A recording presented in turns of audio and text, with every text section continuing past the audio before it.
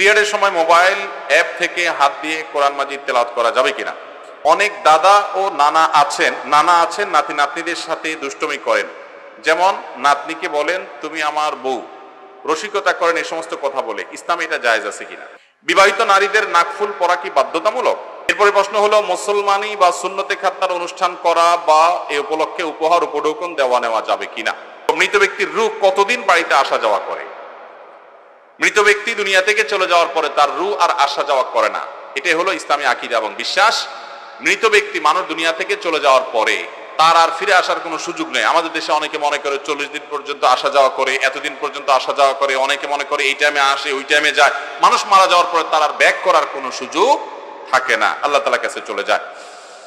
এরপরে প্রশ্ন হলো 7 দিনে আকিকা না দিতে পারলে সেটা কি দিতেই হবে? আকিকা যদি কারোর দেওয়ার সামর্থ্য একান্ত না থাকে গুনাহ হবে না, কিন্তু সামর্থ্য থাকলে তার দেওয়া উচিত। এটা সন্তানের জন্য সেফটির মতো, সন্তানের নিরাপত্তার জন্য এটা খুব উপকারী, বাবা মার বাধ্যগত হওয়ার জন্য এটা খুব উপকারী, মুফিদ। তো যদি 7ম দিনে কেউ দিতে না পারার কারণটা কি? আমাদের দেশে বাচ্চা হলে 10 কেজি 15 কেজি 5 কেজি 2-4 কেজি মিষ্টি কিনে নেয় এমন কোনো মানুষ আছে? এই মিষ্টির টাকার সাথে আর কিছু যোগ করলেই তো আকিকা হয়ে যায়। যারা মিষ্টি তলব করে তারাও বোকার মতো কাজ করে, কারণ বলে যে ভাই সন্তান হয়েছে মিষ্টি খাওয়ান। আপনি মিষ্টি খাইতে যাবেন কেন? আপনি বলবেন সন্তান হয়েছে গোশত খাওয়ান। আপনি চান মিষ্টি আটার দলা খাইতে, তো আটার দলাই আপনার কপালে পড়ে। আর ওই বেটাও আটার দলা কিনতে পয়সা থাকে না, এরপরে বলে টাকা নাই, আকিকা দেবো কোত্থেকে। অতএব আটার দলা টলা না, সন্তান হলে আমরা কি খাওয়াবো?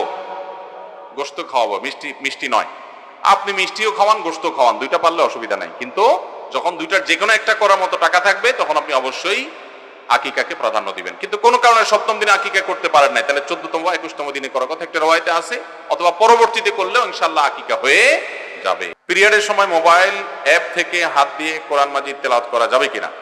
মোবাইল অ্যাপ থেকে কোরআন এমনিতে সাধারণ অবস্থায় ওযু না থাকলেও অ্যাপ থেকে কোরআন তেলাওয়াত করা যাবে, কারণ হলো অ্যাপের যে কোরআন এটা আমরা স্পর্শ করতে পারি না। এমনি সরাসরি কোরআন স্পর্শ করতে হলে ওযু অবশ্যই লাগবে, এটাই হলো বিশুদ্ধতর মত আহলে সুন্নাত জামাতের। তবে নারীরা পিরিয়ড অবস্থায় তারা তেলাওয়াত করবেন কিনা, জমহুর উলামা ইকরামের মত হলো না, তারা এই অবস্থায় কোরআন তেলাওয়াত করবেন না, তারা অপেক্ষা করবেন। যেগুলাকে ওজিফা হিসাবে দোয়া হিসাবে পড়েন যে সমস্ত আর সেগুলো পড়তে পারেন, কোনো অসুবিধা নেই।